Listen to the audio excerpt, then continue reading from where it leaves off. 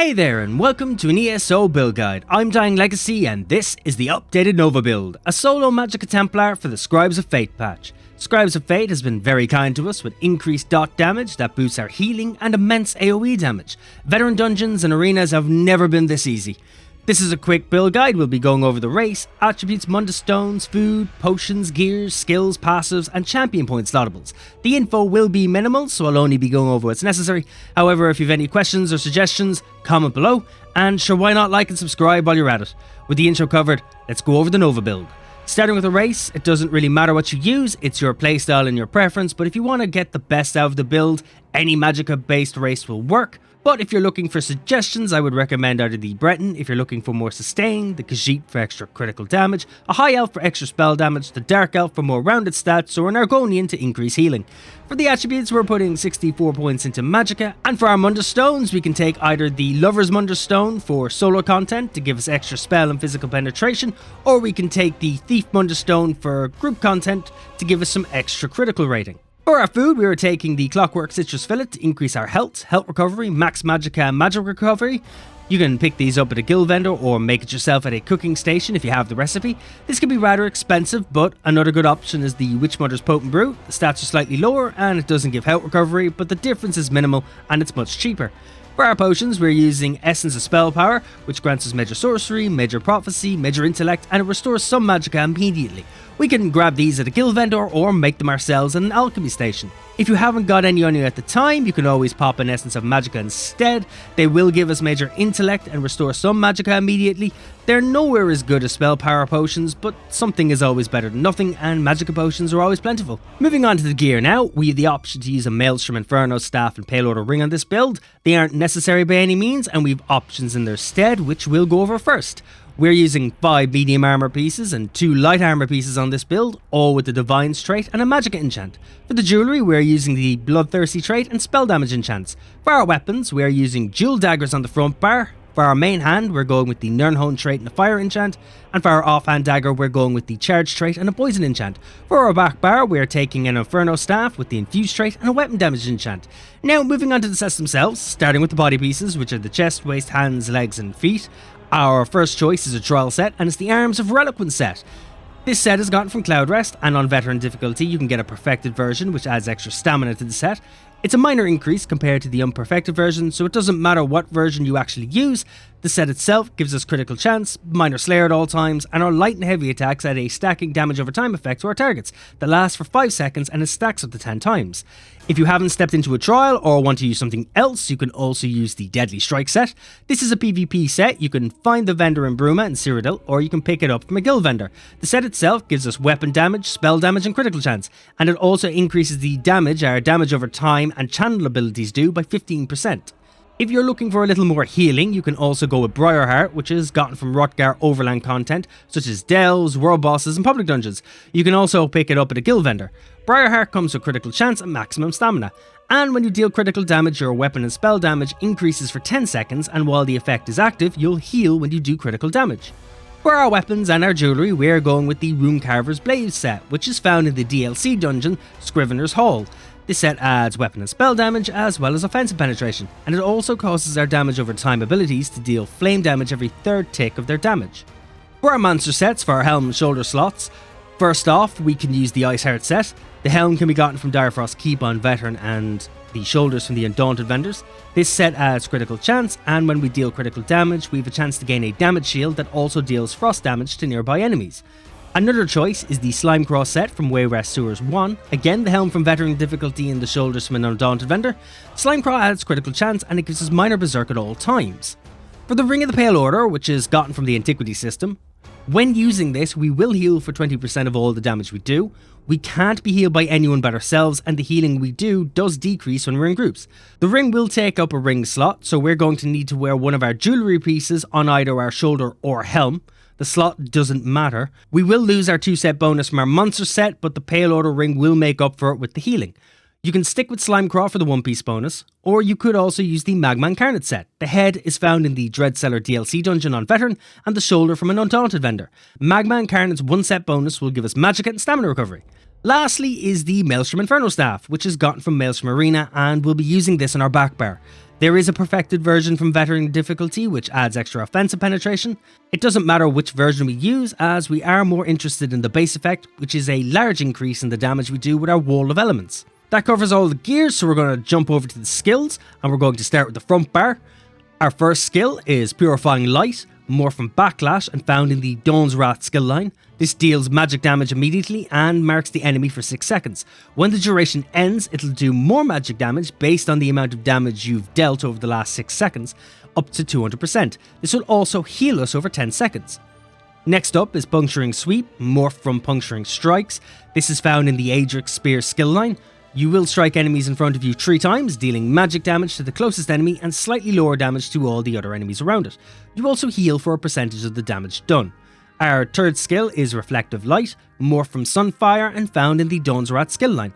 This will attack up to 3 enemies, dealing fire damage, and will deal extra fire damage for an additional 22 seconds, as well as reducing the enemy's movement speed. When you use this skill, you gain Major Savagery and Major Prophecy. Next is Barb Trap, morphed from Trap Beast, and it can be found in the Fighter's Guild skill line. The trap deals bleed damage and causes the enemy to bleed for 20 seconds, and it grants us Minor Force. The damage has a higher chance of causing the hemorrhaging status effect, and enemies who trigger the trap can be immobilized for 2 seconds.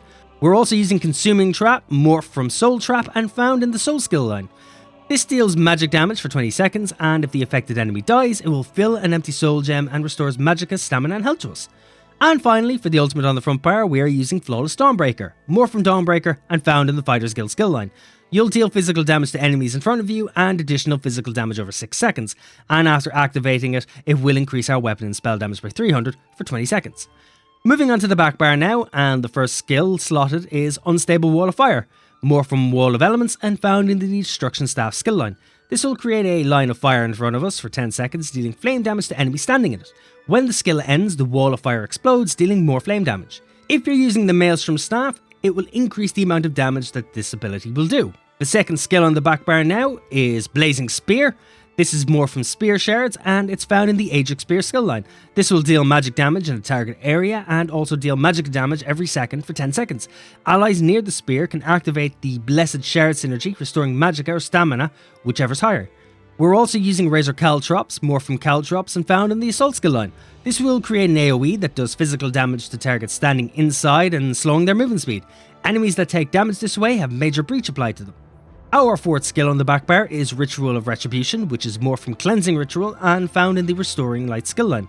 This will cleanse 2 harmful effects from ourselves, and while in the area of effect, enemies take magic damage every 2 seconds for 20 seconds, and the damage increases every tick. Allies in the area can activate the Purify synergy, cleansing harmful effects from themselves as well as healing. Our next skill is Channel Focus, more from Rune Focus, and found in the Restoring Light skill line. This will put a rune on the ground, and you'll gain Major Resolve for 25 seconds, and you'll also heal and recover Magicka for 25 seconds. Standing in the rune will increase the healing strength. And for the ultimate on the back bar, we're using Fiery Rage, more from Elemental Storm, and found in the Destruction Staff skill line. This will create a storm at a target location that builds for 2 seconds, and then does immense fire damage every second for 7 seconds to targets in the area. That covers everything for the skills, so now it's on to the passives, and we're going to start with the class passives. First up is the Adrix Spear skill line. We want everything in here, so we'll be taking Piercing Spear, Spear Wall, Burning Light, and Balanced Warrior. In the Dawn's Wrath skill line, same thing again, take everything. We want Enduring Rays, Prism, Illuminate, and Restoring Spirit. And onto the Restoring Light skill line, same again, we want everything, so we're taking Mending, Sacred Ground, Lightweaver, and Master Ritualist. We're using Dual Daggers, so we'll take everything again. In the Dual Wield skill line, where these are Slaughter, Dual Wield Expert, Control Fury, Ruffian, and Twin Blade and Blunt. The same will go again for the Destruction Staff, so we'll be taking Trifocus, Penetrating Magic, Elemental Force, Ancient Knowledge, and Destruction Expert. We're wearing Light Armor, so we'll take everything in the Light Armor skill line as well, which are Grace, Evocation, Spell Warding, Prodigy, and Concentration. And we're also wearing Medium Armor, so again, we'll take everything here. This includes Dexterity, Windwalker, Improved Sneak, Agility, and Athletics. Next up is the Guild passives, starting with the Fighters Guild. In here, we'll be taking Intimidating Presence, Slayer, Banish the Wicked, Skill Tracker. And in the Undaunted passives, we'll be taking Undaunted Command and Undaunted Metal. Now onto an old faithful of mine, which is Continuous Attack. It's optional and found in the Assault skill line. We only need 1 point in this to get Major Gallop. We get nothing extra for adding a second point unless you plan on doing PvP or doing Cyrodiil or that. Moving on to the racial passives, these are very specific to your race. These offer a wide range of passives and advantages that differ between races. I'll have the passives for the races I suggested earlier on screen as we're speaking. Do take the time to read them so you understand what you're getting, and always take everything no matter what race you choose. And lastly, as always, medicinal use, which is found in the alchemy skill line. It is optional, but I treat it as a necessity with how useful it is. This passive causes our potions to last much longer, and it makes them outlast their cooldown, so you can always have a potion active. It's a big boon in the long run, so it's worth taking. With the passives out of the way, we'll move straight on to the champion points. And we'll begin with the Warfare tree. In here, we want Wrathful Strikes to increase weapon and spell damage. We want Fighting Finesse to increase our critical damage and healing. We also want Deadly Aim to increase our single target damage attacks. And we also want to grab Thaumaturge to increase our damage over time attacks. In the Fitness tree skill line, we want Boundless Vitality to increase our health. We also want Fortify to increase our armor. And we also want Rejuvenation for increased sustain. And we'll also be taking Siphoning Spells to help get back Magicka when we kill an enemy. In the Craft tree skill line, it'll mostly be down to your own choice, as nothing here really impacts the build, and it's mostly down to your playstyle.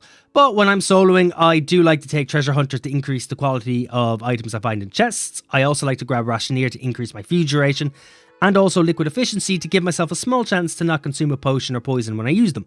I also like to take Steed's Blessing to increase my out of combat movement speed to get around a bit quicker, as soloing tends to be a lot of legwork. And that's everything for the Nova build. I hope this helped somewhat, maybe even giving you a few ideas of your own. If it has, or if you have any questions, or maybe even suggestions, let me know in the comments. Don't forget to like and subscribe for more content like this. I also stream over on Twitch at twitch.tv/dyinglegacy, where I play a variety of MMOs and other games. It tends to be a bit more unhinged over there, a lot more swearing and confusion. That'll be linked in the description. Anyway, that's it from me. Thanks for watching, take care of yourselves, and keep being awesome.